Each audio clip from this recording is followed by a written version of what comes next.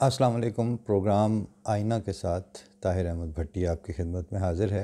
एक आध दिन चूँकि शेड्यूलिंग में और नए इस तिमाही के प्रोग्राम्स के होने भी दो होते थे, तो उसकी वजह से कुछ थोड़ा सा टाइमिंग में और उनमें तब्दीली आई है।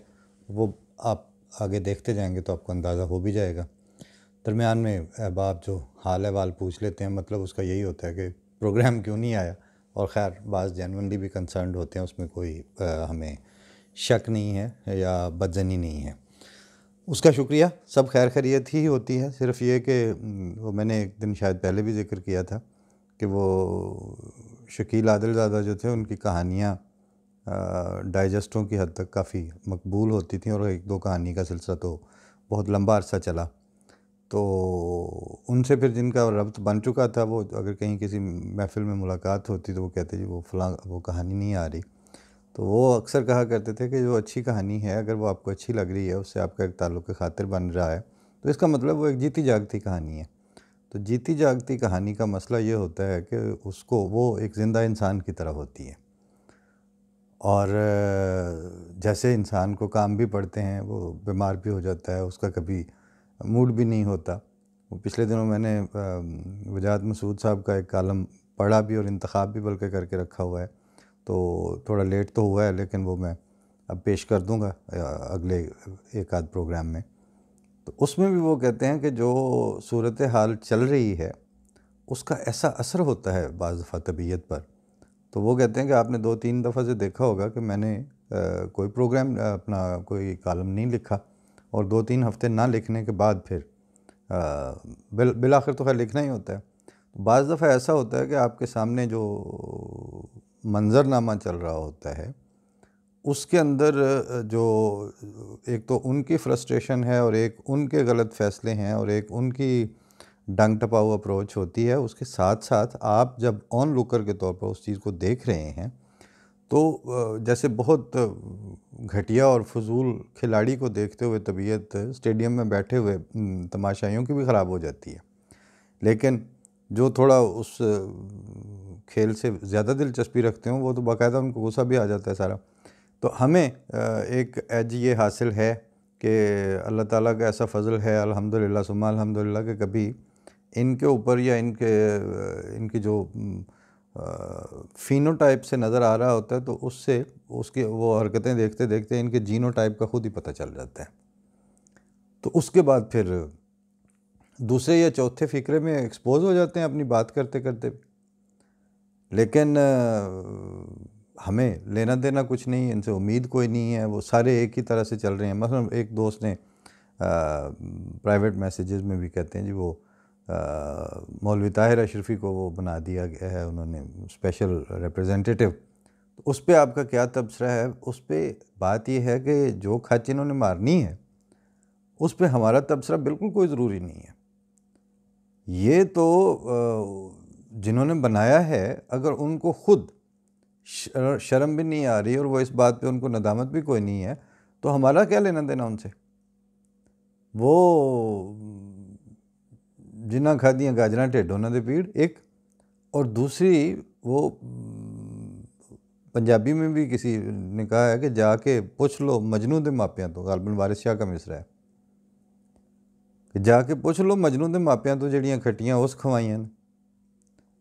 ये अगर किसी जोगे होते या इन्होंने कोई रिप्रेजेंटेशन का हक अदा करना होता, या इनके अंदर संजीदगी की या इखलास की, या उनके जो वो रसूलुल्लाह सल्लल्लाहु अलैहि वसल्लम के साथ मुखलिस नहीं है, इमरान खान के साथ उन्होंने कहाँ से मुखलिस हो जाना है।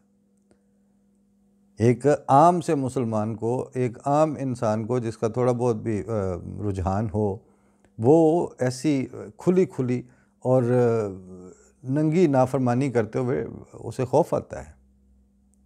लेकिन ये जो है वो इनको चूँकि वो सर्टिफाइड मेंबर रसूल इनको अता हुआ है, पता नहीं हज़रत सल्लल्लाहु अलैहि वसल्लम वाले मेंबर की तो ये नुमाइंदगी का हक़ ना अदा कर रहे हैं, ना उसके अहलियत रखते हैं, ना साबित होता है किसी बात से।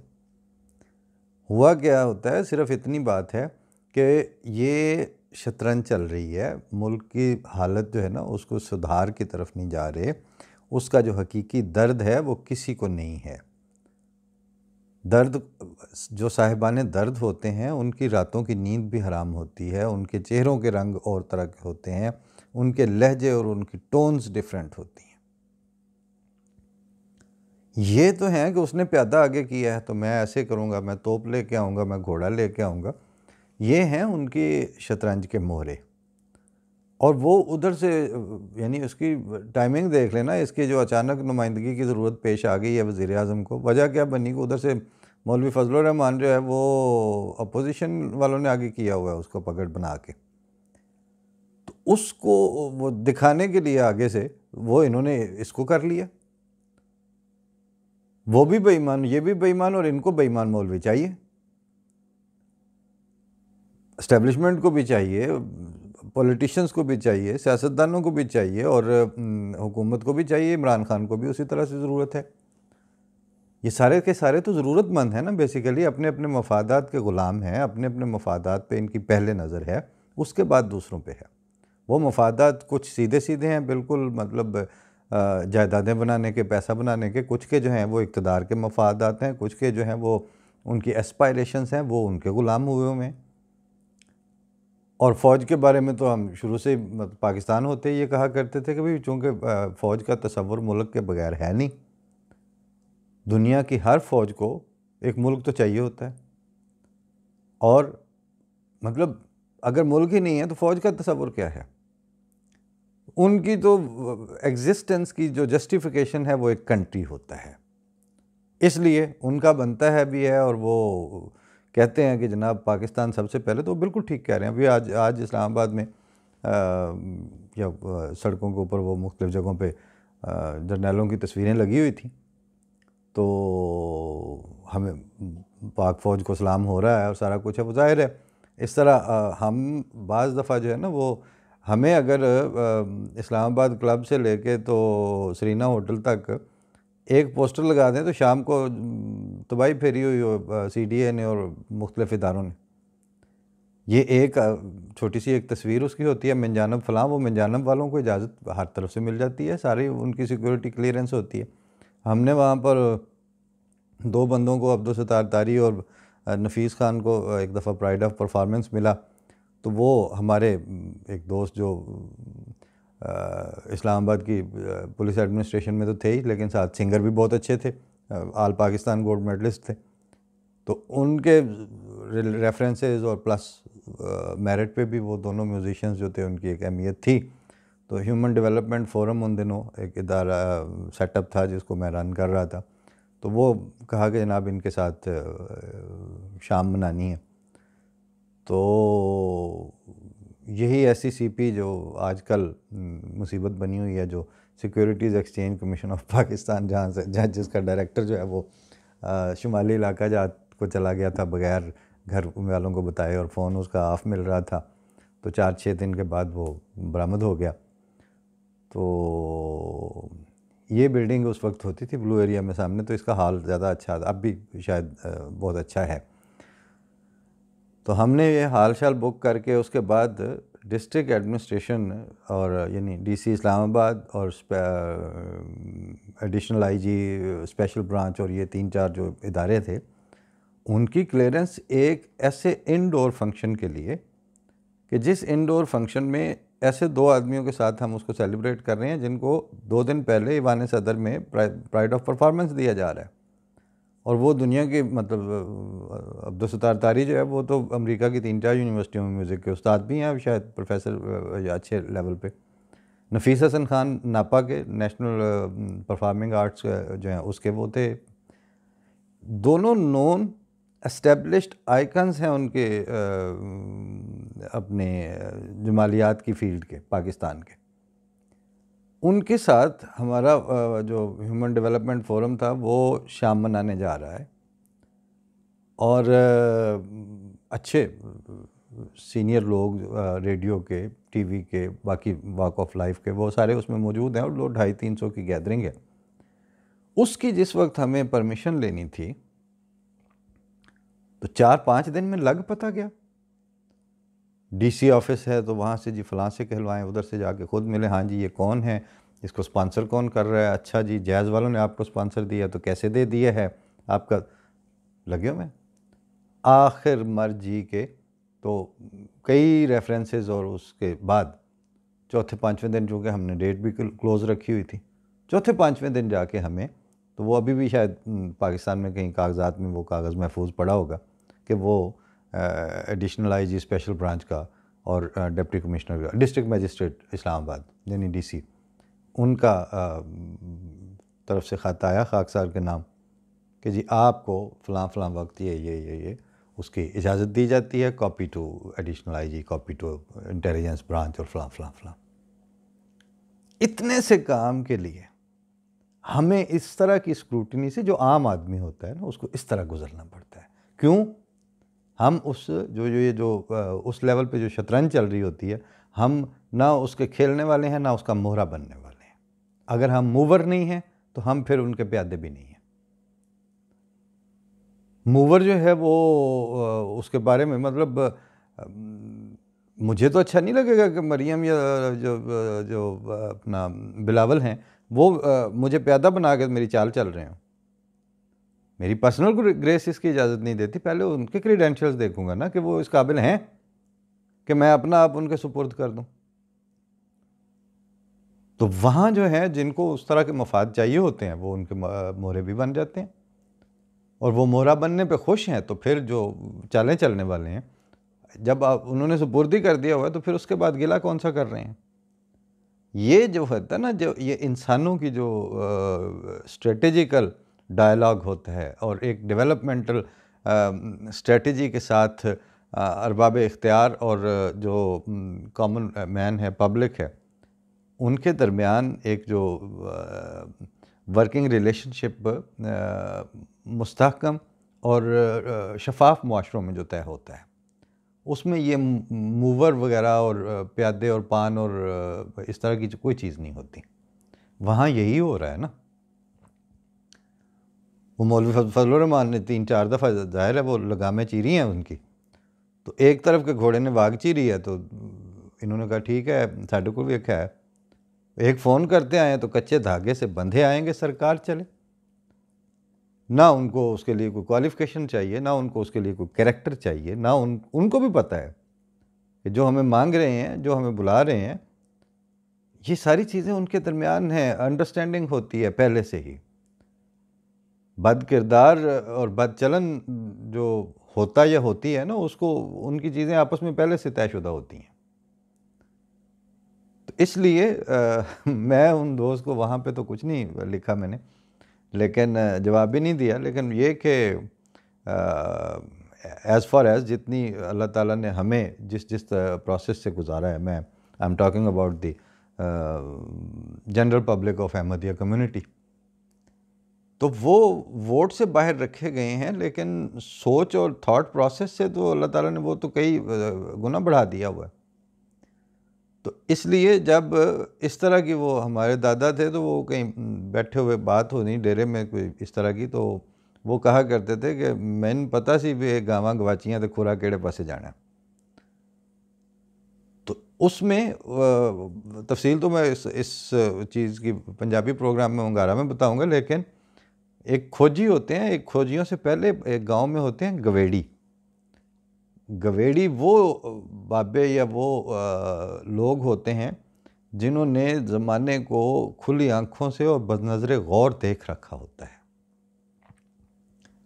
वो ना खुरे के साथ जाते हैं, ना खोजी के साथ चलते हैं। उनको अपने डेरे में, अपने घर में बैठे हुए वो सोच के बता देते हैं कि फ़लाँ फ़लाँ फ़लाँ फ़लाँ इम्कानात जो हैं उसकी रूह से ये जो नुकसान हुआ है इसका ज़िम्मेदार कौन हो सकता है। इत्तफाक से मेरे दादा जो थे, अल्लाह ताला उन्हें गरी की रहमत करे, उनको भी गवेड़ी कहा जाता था, क्योंकि जब आपकी इंक्लिनेशन नहीं होती तो आप बहुत जल्दी पहुंच जाते हैं। और जो उनकी जो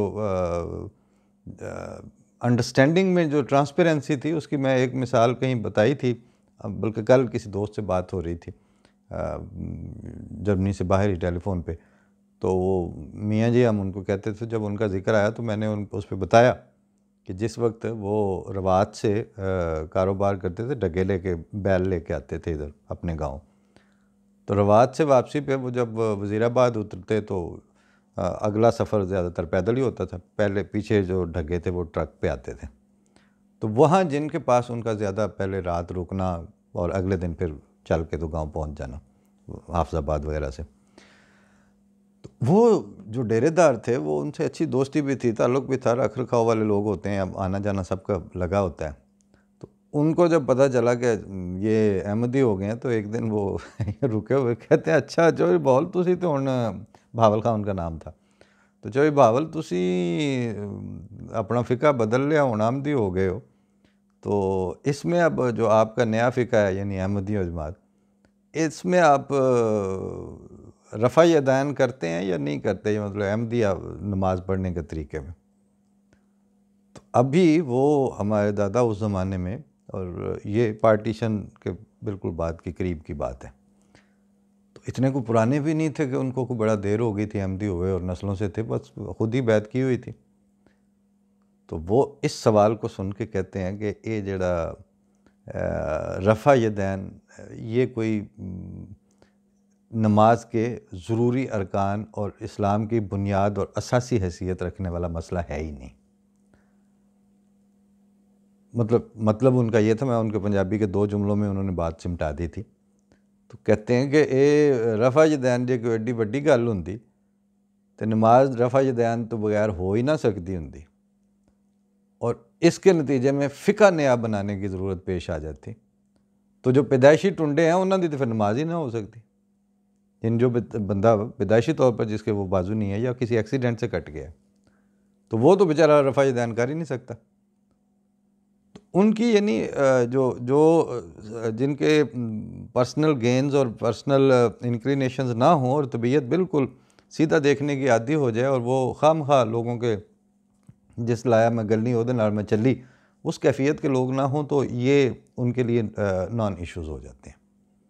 आज सुनते भी रहे, वो नवाज शरीफ की बातें भी सुनी मुख्तलिफ मौक़ों पे कि वो जिस तरह अपनी तरफ से वो बड़ी हाइप क्रिएट हुई है। ये हाइप जो है ये इस्तिग़फ़ार का मुकाम है कि ये इस वक्त जैसे यानी किसी ज़माने में जिस तरह इन्होंने काफिर करार देने के बाद इनमें से कोई मुसलमान नहीं बचा, यानी सारों के नज़दीक दूसरे जस्टिस कियानी के बकौल कि आधों इधर वालों की रूह से दूसरे काफिर हैं, उधर वालों की रूह से दूसरे काफिर हैं। बिल्कुल उसी तरह से ये गद्दारी का जो इनके ऊपर इल्ज़ाम तराशी चली है, पाकिस्तान में मुहिब वतन बचा ही कोई नहीं है। जो साल 1.5 साल वो बूट चाट की इस्तिलाह चलती रही, उसका फ़ौजियों के ऊपर जिसने फ़ौज के साथ ज़रा मुनासिब ज़ुबान इस्तेमाल कर दी, उसको कहा ये उनके बूट चाट रहा है फ़ौजियों के। जिसने नहीं की वो गद्दार हो गए। और मौलवी फजलुर रहमान ने तो वो जो इशारे कर के रैंकों के साथ भी वो गंद किया है कि रे रब्दा ना। तो अब जो फ़ज़ा बन रही है पाकिस्तान की, ये ना तो ये तड़के वाली है ना चस्के वाली है, ये बड़ी खौफनाक सूरत हाल पैदा हो चुकी है। और अल्लाह ताला ने कोई ख़ास यानी बिल्कुल कोई एजाज़ी रंग में कोई हुआ इनके साथ, तो शायद ये वापसी इनकी हो सके, वरना ये इस वक्त बहुत खौफनाक और बहुत ख़तरनाक सूरत हाल का शिकार हैं। चालें चल रहे हैं, अगर इस्लाह अहवाल कर रहे होते, अपने किए पे नादम होते, इंसानों का सोचते, इंसानी मुआशरे और इंसान की आगे आने वाली इस खित्ते में रहने वाली आगे वाली नस्लों के सतह ज़मीन पर मुस्तकबिल का सोच रखने वाले हों, तो फिर ये ना हो कि उधर से 2-3 धड़े जो हैं वो मौलवी फजलुर रहमान आगे कर दें और इधर से ये वाले जो हैं ये ताहिर अशरफी दिखा दें। इसलिए अभी जो इनके बयानात हैं, जो इनकी गुफ्तगू है, वो यही बताती है कि अभी ये अपने खुदा खुद हैं और कायनात के खुदा से ना इस्तिमदाद मांग रहे हैं, ना उसकी तरफ मतवज्जो हैं, ना उसके सामने नादिम हैं, ना ही खुदा के सामने शर्मिंदा होने वाले लोगों, धड़ों और तबकों की तरह के अभी इनका रवैया है। ये तो बहुत खौफनाक सूरत हाल है। आमद और नास के लिए अल्लाह ताला इसमें से बेहतर, क्योंकि बीमारी अब अपनी शिद्दत ज़ाहिर करना शुरू हो गई है हर तरफ से। तो जब बीमारी शिद्दत ज़ाहिर करेगी तो फिर सुकून के ढूंढने वालों, सुकून कहीं भी नहीं, या शायद अतर नफीसी का मिसरा है कि सुकून के ढूंढने वालों, सुकून वहाँ भी नहीं। तो ये अभी अमन और सुकून की तरफ जाते हुए दिखाई नहीं देते। जान जाती दिखाई देती है, तेरा आना नज़र नहीं आता। इनमें तब्दीली कोई नहीं आई, इनकी सोचों में तब्दीली नहीं आई, इनके ख़यालात में खौफ खुदा का कोई झलक नज़र नहीं आ रही। मुंह से जो मर्ज़ी, मतलब जिसने मर्ज़ी नाम लेते फिरें। और हुब्बुल वतनी जो है वो अब धड़ेबंदी की नज़र आ रही है कि जो एक धड़े के साथ खड़ा है वो ज़्यादा मुहिब्ब वतन है। दूसरा, मरियम कह रही हैं कि इस ज़माने में जिसको गद्दार कहा जाए उसको आप पक्का मुहिब्ब वतन समझें, और जिसको हुब्बुल वतनी का सर्टिफिकेट मिले उसके बारे में सोचें, वो बड़ी ख़तरनाक चीज़ है। चंद साल हुए ना, हमारे बाज़ अहमदी ये कह देते हैं ना कि आप जिसको सरकारी तौर पर इस्लाम का सर्टिफिकेट मिला हुआ है उससे आप तवक्को रखें कि वो आपके साथ कुछ भी कर सकता है, और जिसको सरकारी तौर पर काफिर समझा जाता है, अगर कोई भला हुआ तो शायद उसके हाथों हो जाए। सियासी रंग में कल की मरियम की प्रेस कॉन्फ्रेंस ने वही स्टांस ले लिया है।